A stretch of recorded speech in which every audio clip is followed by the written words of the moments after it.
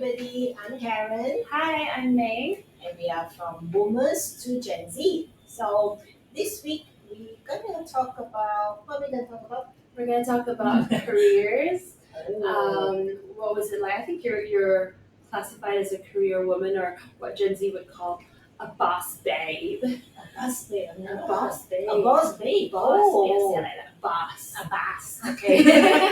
Is that what they say? Yeah, boss babes. Oh. There's social media accounts, hashtag it's trending, Karen. Oh, and what's the definition of that?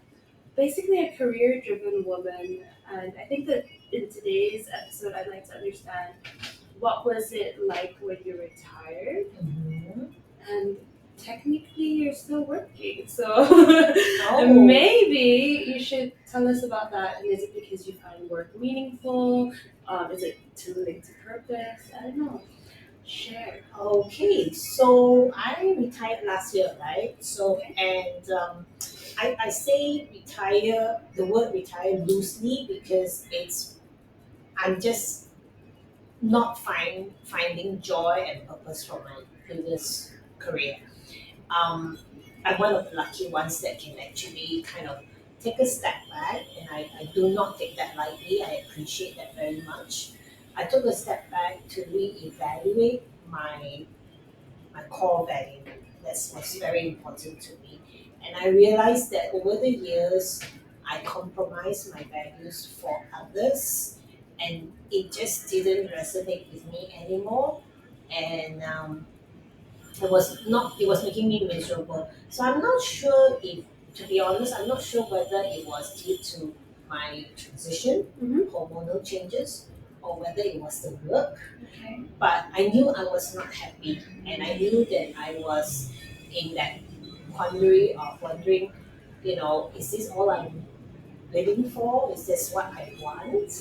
And then with COVID, you're very isolated, and you don't. I didn't see my children except on WhatsApp videos and stuff. So it was very difficult time for me, and so when I took the decision to say, okay, I want to stop for a while, take time to reevaluate and find myself, I took it very seriously. Okay. So I actually wrote down, I wanted to know what's my purpose, what resonates with me, and all that. And What did you find? well, I tapped into the fact that I love meeting people. I love to share what I've gone through to people because I felt it was very essential that I talk about mental health and depression because I did go through a very difficult moment when suicide wasn't far from my head. And so, I don't wish this upon my worst enemy. I don't wish this to anybody, and I want this to be the purpose for this next phase of my life. And I also know that I'm not alone in this journey because all women will go through menopause and that transition. Some easier, some not so easy. And so it's about my purpose really is that to educate women how important it is that they have to advocate for themselves and their body and take care of this. So I want to share a little fun fact that did you know that until the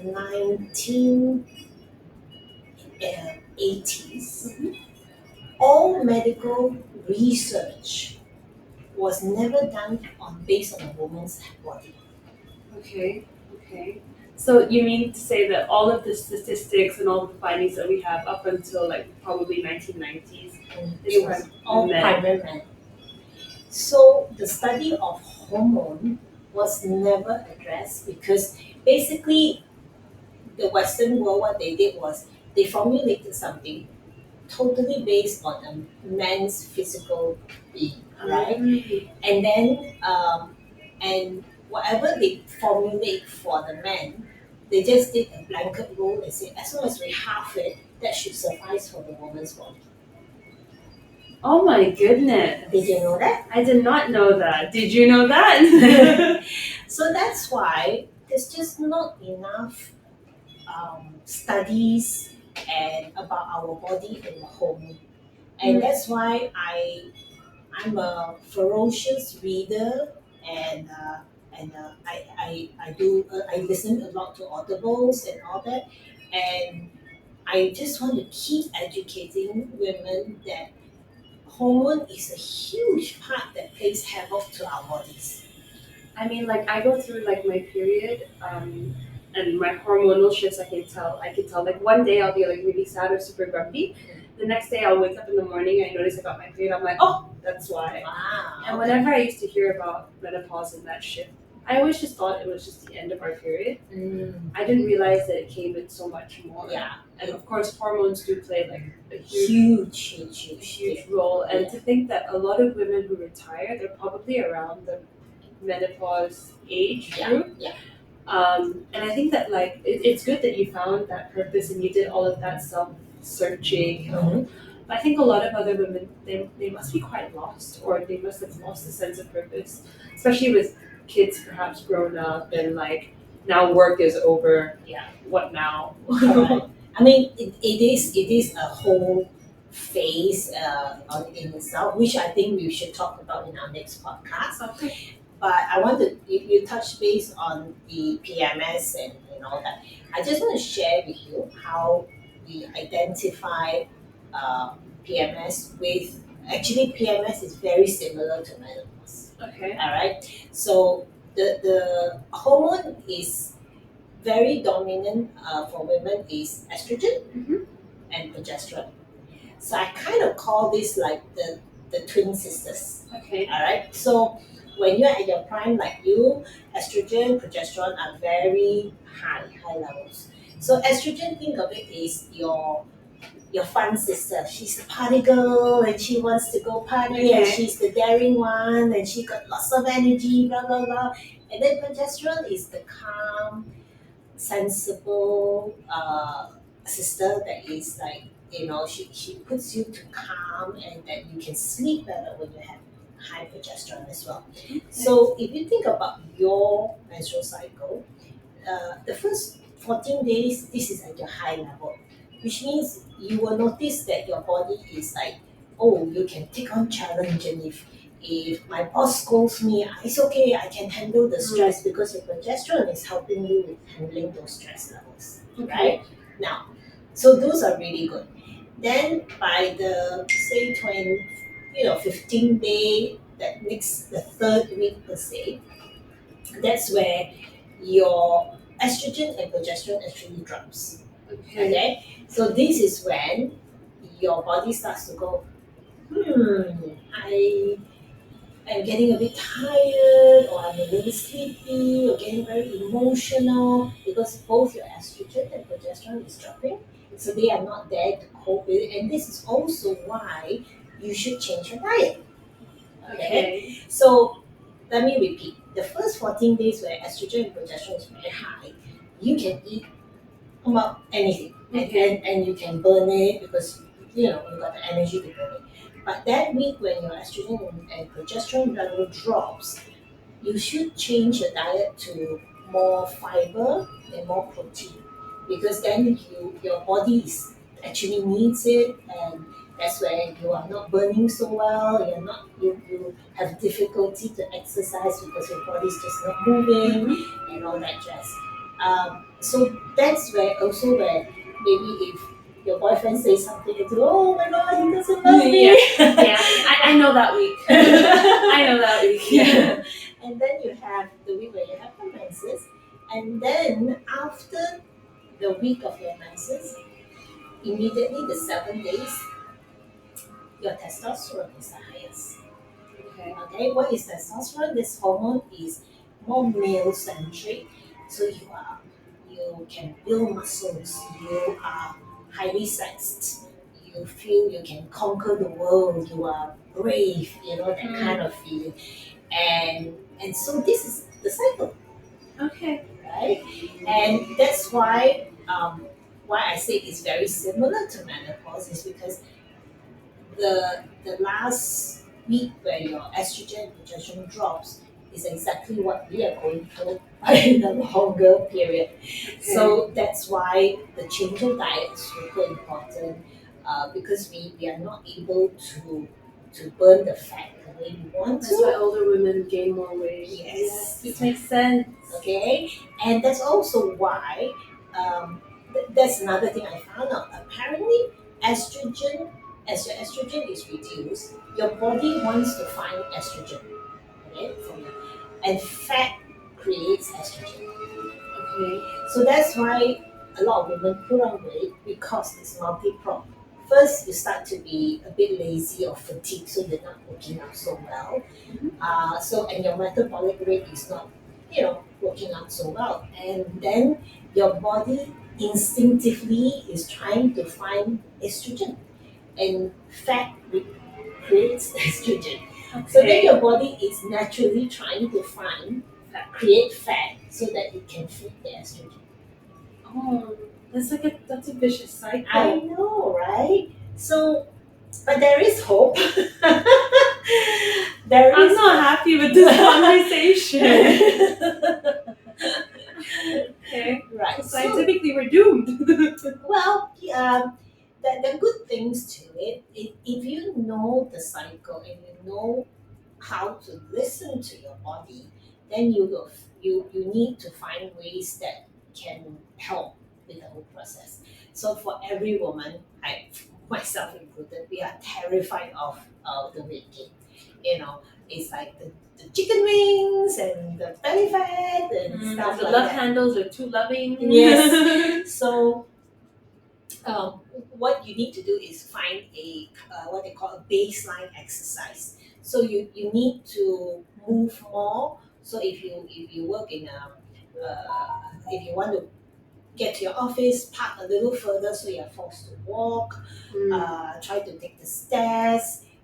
Those are exercise that I cannot emphasize them more. Then change of your diet, just changing the diet to be cleaner food, uh, do without the sugar, do without the processed food, get things that are higher in fiber, more protein shakes and with meal replacement that helps as well. Of course, then getting quality sleep. Okay. So that will actually help your body to burn easier the fat, and